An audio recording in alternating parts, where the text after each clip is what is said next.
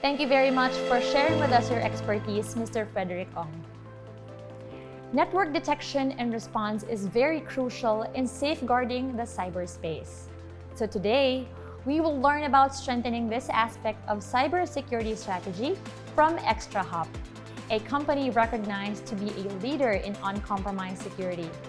Extrahop provides defense solutions in visibility, real-time detection, and intelligent response. To speak on behalf of the company is Mr. Daniel Chu, Extrahop APJ Systems Engineering Director.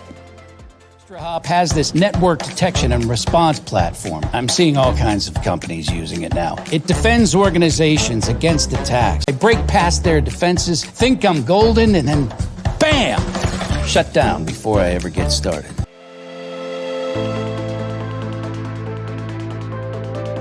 Hi, welcome. My name is Daniel Chu. I'm the VP of Systems Engineering for Extrahop and APJ. It's a pleasure to be here today at ISOG to present the topic, Network Detection and Response, Defending the Critical Assets Beyond the Perimeter. Today's agenda is very simple. Network Detection and Response, or NDR, is the second fastest growing area in cybersecurity. So we're going to go down into the details as to what NDR is. And the second portion is, because this is the second fastest growing, there's a lot of people doing evaluations, understanding and providing some practical guidance as to what are some things to look out for when evaluating a network detection response solution. So with that, let's begin. The first thing I like to talk about is in cybersecurity, there's a lot of technologies that make great claims about detection and response. The first thing beyond the buzzwords is to focus on where the data sources are. If you're doing any sort of logging, chances are you're doing logging on your firewalls and your proxies and feeding it to a SIM provider, such as like Splunk, an ArcSight, a QRadar, Exabeam, Securonics, Rapid7, one of those log vendors. And that's great. Now you get visibility of traffic going in and out of the data center, but that's it. Now you might be also doing some endpoint detection and response as well, such as on an end host on your workstations, your laptops, and if you're lucky, you might be also instrumenting endpoints on servers as well. The challenge here is, even with the loggings and your endpoints, you're only as good as where you're instrumenting, where you're installing agents. So take, for example, gaps such as an IoT device, an IP camera, an IP phone, a printer, where you can't necessarily just easily install an agent or a logs. In fact, these IoT devices are not known to be the most secure devices. And as a result, these are a potential attack surface. Or it might be a case of, let's say, a place where you can install an agent or endpoint, such as a mission critical database, a very critical asset for sure. But the challenge is, oftentimes, these guys are running pretty hot, and most DBAs, database administrators, may not want you to install any sort of intrusive logging or endpoints for a system that's already running pretty hot, and stability is of utmost importance for the business. So that's a challenge as well. And sometimes it might be even a licensing concern, right? Because the database is generating so much activity, by logging every single event, sometimes the cost might be exorbitant and out of the scope of an initial SIM project or endpoint project. All right, so with that said, those are kind of the challenges that we see, and you're only as good as where the data sources are. And so that's where the network comes in, right? The network is a great place to get information. It's the connective tissue of an organization.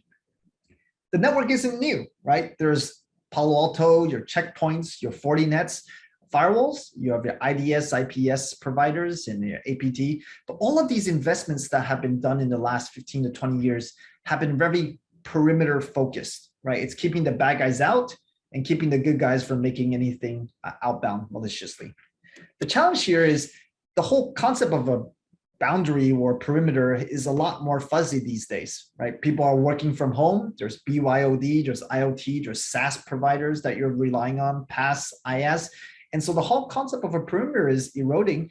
And I think we now live in a world of it's not good enough, or you can't have the mindset of just to be protect and prevent, but you really need to have a detection and response mentality, right? Your business should be resilient enough to recover from a bad employee who plugged in the wrong USB drive or opened up the wrong email attachment. And when they do so, this malware will start moving within the perimeter itself, trying to do reconnaissance, trying to look at what file shares, databases, trying to find a higher level asset that it can potentially exfiltrate or steal or extort from. And so that's the area where network detection response comes in. It's the security from the inside out, as opposed to just perimeter-based security, and really looking at all the interactions going on within the perimeter. And that perimeter can be within the data center, or now increasingly in the cloud hosted infrastructure as well, which both applies. And so the idea here is, yes, ultimately there might be an outbound call via data exfiltration, data is getting sent out the front door, or establishing a command and control, but that can be hours, minutes, sometimes years before we realize that someone has already crossed the perimeter and is already have been in your environment for quite a few months working secretly. And so at the end of the day, the network detection and response is to really have opportunities to detect and respond to all the different anomalous behaviors within the environment prior to the final exfiltration and command and control. And that is something that an NDR should be able to pick up, but this might be a delta of, again, a few hours or even days or years or months before we see the north-south traffic or traffic going across my perimeter happening. And so we're living in a world of detection and response, looking at behaviors rather than just rules and signatures that we traditionally have had on the perimeter. So how does a NDR play in this overall picture? So it's not to replace a SIM or EDR, but it's a complementary source. Gartner calls it the SOC visibility triad. It's the ability that you need to have logging with SIM. You need endpoint telemetry to get operating system level and process details with endpoint. And the network is the one that rounds out everything. It's the connective tissue, like I mentioned. And they're complementary, right? You can think of logs and endpoints as self-reported information, right? It's information that the vendor, the application developer, or the operating system has decided to expose into a log file, right? To write into a log file. And that's great. That's useful information. Network information can be seen as observational information. An analogy I like to use is self-reported information with endpoints and logging. It's like you going to a doctor and saying you have a sore throat, or my throat feels a little bit itchy, or have a cough. That's you self-reporting information. It's useful for diagnosis and is very powerful as well. And we've seen that proven. Network can be seen as observational information. Think of it as an MRI, a CAT scan, a PCR test. It's kind of saying, hey, don't tell me anything. Let me see what's being interactions that are going on, and let me make a judgment based on that, right? And so these are two different sources that are very complementary to really round out the picture. You need your self-reported logging and endpoints, as well as your observational information, right? Because hackers are not stupid, right? We all know that they can disable logs. They can hide and remain dormant if it detects endpoint software running on the host. But whatever the new attack it's going to be, it's always going to be between two hosts and the network. And that's where the network plays a very pivotal role in this type of SOC telemetry. So how does it work, right? Let's make it more concrete here. The NDR platform is typically an appliance-based solution. It can be physical appliance or virtual appliance, but at the end of the day, it's agentless. It's not using any sort of logs. The main source of information is getting it from the network. And the network can be via a port mirroring or span, as you might be familiar, or using a network packet broker, such as technologies such as Gigamon or Ixia or Arista, big switch type vendors. Well, the idea here is once you get the network traffic, regardless if it's directly connected to a switch or to a network packet broker, there should be multiple interfaces to ingest from. So you might be getting traffic from a DMZ or DMZ to get perimeter-based traffic. And you might get your core switch traffic, which might give you user to VLAN, server VLAN traffic, or you might have a distribution switch, which gives you server to server communications, right? So you can kind of octopus your environment with hopefully just one single appliance to be able to cover a single data center, right? So it's this unstructured data, all this data that's traversing your environment. The NDR platform is getting a copy of the traffic to make sense out of all of these interactions that are going on all the time. Once that happens, that's where the magic within the NDR platform should be able to demonstrate. So Obviously, it will learn about normal and abnormal behavior. So for example, a user who normally logs in from 7 a.m. to 6 p.m. today suddenly is logging in at 3 a.m. on a Sunday. That might be enough for the user behavior machine learning to do a real-time detection, email, ticketing system, or even integrations with messaging to notify the security operations about anomalous activity happening in terms of user authentication in this case. Or it doesn't have to be users, it can be IoT devices. A lot of NDR platforms, including Extrahop, which I represent, do peer group anomalies. So we learned that these are a bunch of devices in your environment. Let's say it's a bunch of IP phones that all act and behave a certain way. They're all part of a peer group. Today, if one of them suddenly is acting very differently from the rest, that might be enough for machine learning detection to flag as well. That one might be making an outbound SSH connection to an external source, right? That can be another detections. Now, today we're talking about NDR. So there's the response element. So it's not just about detections like a firewall or a IDS, but really providing the analytics to validate, is it a true or false positive, right? When we're talking about behavior-based, and if there's a detection, the first thing you want to know, is it a true or false positive? Machines can help with that, but obviously that's where the humans come in to really make that call in terms of intentions. And so having that valuable insights to do incident response is super important. And that's part of the R capability for NDR, right? Being able to have the right telemetry and data to validate if it's a true or false positive. If it's a false, we can quickly have the data to dismiss. If it's true, do we have the right forensic information to understand how it happened and what else did it impact as along the way? So that's the detection capabilities. Machine learning is great for looking at unknown unknowns, right? It's more behavior-based anomalies. But it's also good to complement that with known bads, right? Known bads from threat intelligence feeds, such as known bad IPs, host names, URLs, hashes potentially. So being able to look at, for example, specific threat intelligence and being able to integrate that, given that the NDR platform should see all the traffic going in and out, it's able to do some correlation there and flag any sort of known bad behaviors. Now, the NDR platform typically is out of band and it's more of an analytics engine. You can think of it as a SIM on the network if I want to be very simplistic, right? So it's not an inline device that's doing blocking. However, it is able to integrate typically with other third-party security investments that you've made. So it can be your SIM, right? So the SIM is getting logs and the network is a great source of getting log information, right? SQL statements, read-write behaviors of file names, user authentications, outbound connections, all this information that is useful can be potentially streamed over to a third-party SIM. Not necessarily every single interaction, but maybe any file that's over 200 megabytes that's happening, send it to my Splunk. Or if I see a database call that's a login attempt, yeah, send it over to my ARC site. So being able to provide that information from the network and using it as an additional data source is one of the powers of the NDR. You're not limited to just viewing it within the appliance, but really leveraging it for external sources as well that you already invested and have been trained up in.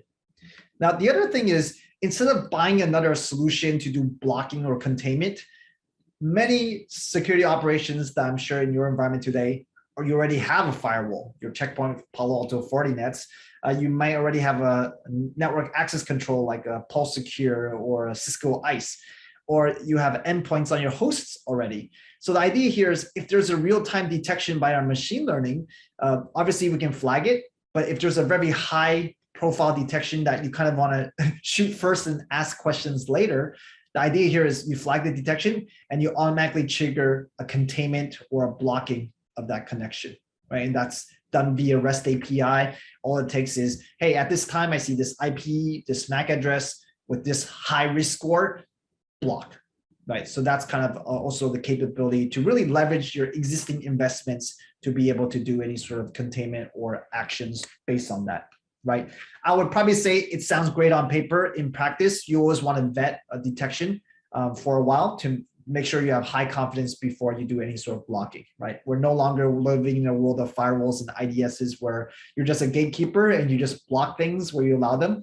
We're looking at users within the perimeter, and they're more behavior-based approaches that sometimes do need to be vetted.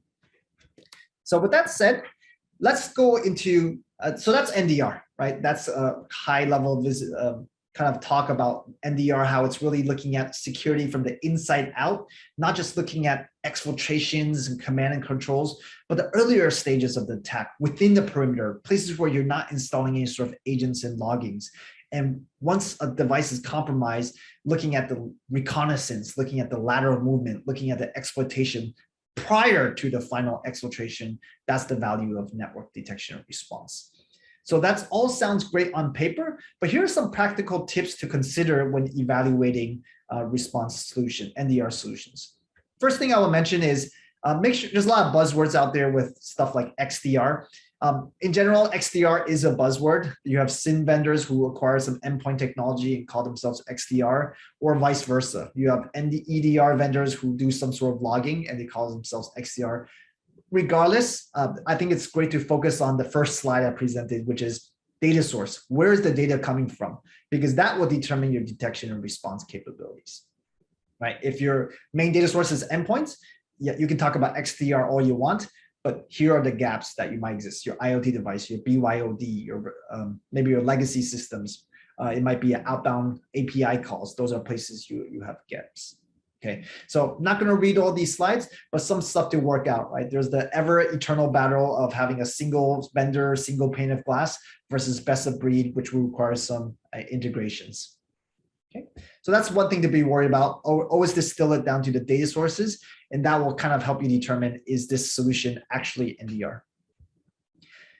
The next slide I'm going to present here is probably the most important slide, and if I want you to take away anything, it will be this slide. Is kind of going back to the basics. Any detection response has to start with the foundations. For network detection and response, here are the foundations. Like before we even talk about detections or fancy AI, what's the fundamental visibility? How much traffic can it scale to? Right? Is it just looking at perimeter traffic, or can it look at web to app, app to database, database to storage within the perimeter traffic? The language of the network is very important to understand. It's protocol fluency. More and more network traffic is encrypted. Does this network detection response solution have the capability to do real-time decryption? And you might have a solution that works perfectly on-premise, but if you're moving to multi-site or multi-cloud or hybrid deployments, is your coverage of that? That's the foundations. Once you have the foundations, then you can talk about detections, right? Because if you don't decrypt, there's a certain amount of detections you can't fire. If you don't understand a certain protocol, you won't be able to fire a specific detection. That's super important.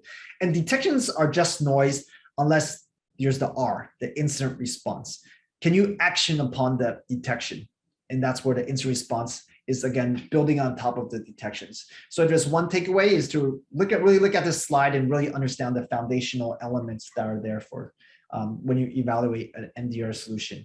And the last few slides I'm going to breeze through just to quickly highlight encrypted traffic, right? More and more traffic is being encrypted, which means that more and more detections may not fire based on the attacks. And I'm not just talking about web traffic that's using TLS 1.3, but within your own data center, a lot of Active Directory traffic and remote traffic is being encrypted. And a lot of bad actors, I'm sure everyone knows the printer nightmare vulnerability that we recently seen, that's encrypted with SMB version 3. So if you're not decrypting that traffic, there is no way for you to be able to detect that detection, right? So you lose a lot of visibility and detection capabilities if you're not being able to detect it, both traffic going in and out of the data center, as well as within the data center itself. Another important thing to talk about is protocol fluency, the language of the network. The analogy I like to use is when I go to an airport and I hear someone speaking Russian, that's me identifying they're speaking Russian. That's DPI. But I don't understand the language, right? Everyone's listening it, but people's comprehension is different if you're fluent in the language. And when you understand the language of the network, you have all the nuances about the protocols, and that increases your detection efficacy and your ability to do really good incident response. And the quick analogy I'll show is you might see an unusual spike in database traffic at 3 a.m. And you might want to sound a bell because it's a database. It's one of your most critical assets. But it might be also just a backup, right? Do you want to wake up the DBA if it's just a false positive? But when you understand the protocols, You understand, is it a database login attempt? How many times were they successful? Once they logged in, what did they run? What SQL statement did they run? What user credentials? Or they use root, which means that they could cover their tracks and drop a table. So really understanding the nuances can be the difference between quickly reacting versus just being flooded with alerts that have no actionable insights. And so the last thing I'll talk about is analytics, right?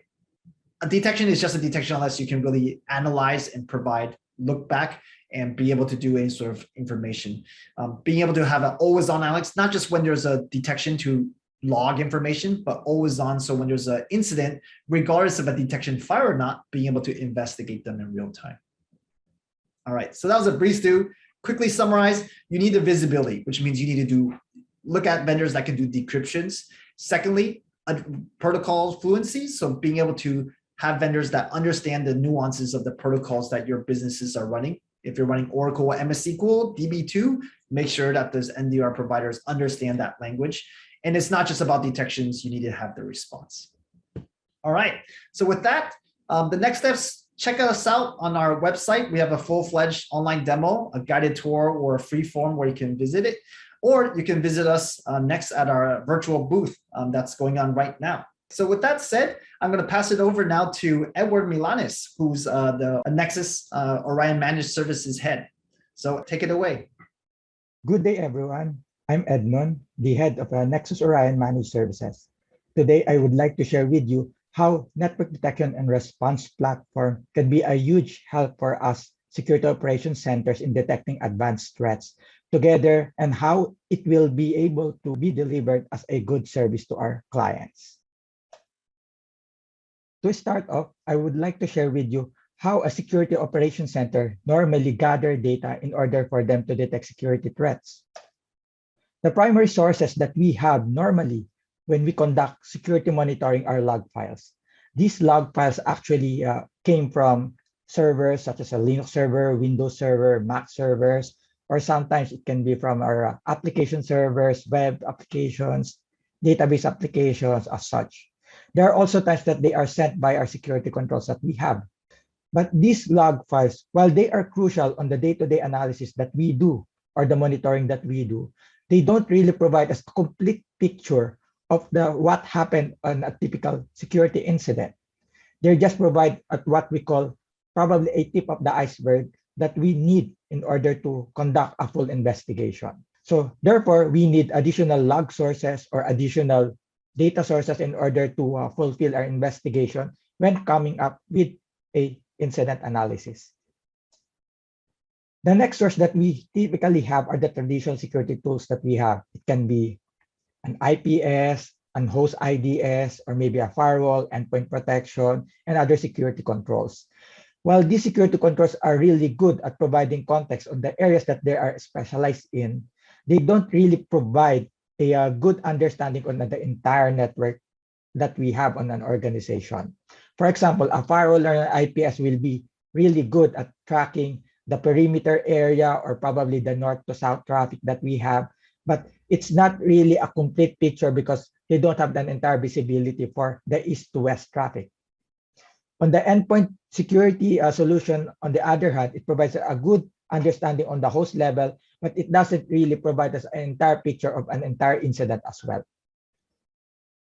Some organizations, particularly the bigger ones, started to adopt full network detection in the form of network detection and response, as they call the platform. A network detection and response platform, or NDR, helps us in a deep investigation, believing in the idea that majority of the attacks or majority of the advanced attacks always happen passing through our network. And in addition to that, is that even if the attacker are able to cover their tracks on the endpoint level, or they are able to bypass the security controls that you have, they cannot cover all their tracks on the network once they conduct their activities, giving us the opportunity to deep dive into the network and investigate further.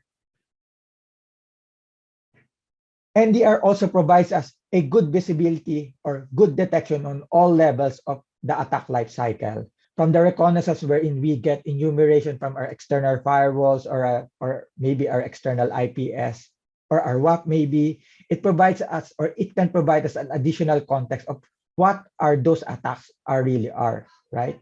It can provide us a better understanding who may be doing this or what are their techniques or tactics that are being used in order to conduct reconnaissance on our organization. Then next is exploitation. On a typical exploitation or a delivery of a malware or maybe an exploit, we don't have the enough context of what are those attacks are. When the exploitation or the delivery of the malware has been detected by our IPS or maybe coming at our endpoint level, we normally just get the names or probably at most the file that we get from the footprint that they left on the host, but doesn't really give us an entire visibility of what really passed through the network. Particularly on the exploitation or network exploitation, we don't really get what are those payloads that came through the network. But by having an NDR, we can even reconstruct the payload and understand what are the attempts that they need to exploit our host or our assets. The next is on the lateral movement. A typical gap of a security control, particularly of our traditional firewalls, IPS, and endpoint protection, is the detection of lateral movement, which utilizes a majority of movement from east to west traffic or east to west communication. An NDR can provide us a good insight on how this lateral movement happens or how these lateral movements are being conducted, particularly if they are using living off the land tactics that may really bypass some of the security controls that are signature based in nature. And lastly, command and control traffic and exfiltration. While a firewall may be able or an IPS may be able to give us an indication of a command and control traffic, a data exfiltration will be difficult or very difficult to investigate without a copy of the full packet capture or at the very least the net flow. By having a copy of those network traffic that passes through our perimeter or maybe to the boundary of our organization, we can have a better indication or a real evidence if a data exfiltration really did happen. And more often than not, having a copy of those data will give us an actual quantification of what type of data has been exposed to the attacker through the network. So a network detection and response can cover most of the attack life cycle, giving us a complement to the log file analysis that we conduct and the existing security controls that we have, and help us stitch the events together in order to have a better view at a single pane of glass. Nexus Orion utilizes Extrahop Reveal X, the global leader in network detection and response, to maximize network threat detection, whether you have an on-premise infrastructure, a cloud infrastructure, or a hybrid one. Extrahop utilizes both network flows and the full packet capture in order to detect advanced network threats that will give us a visibility of our entire network in terms of security on a single pane of glass that no other tools can.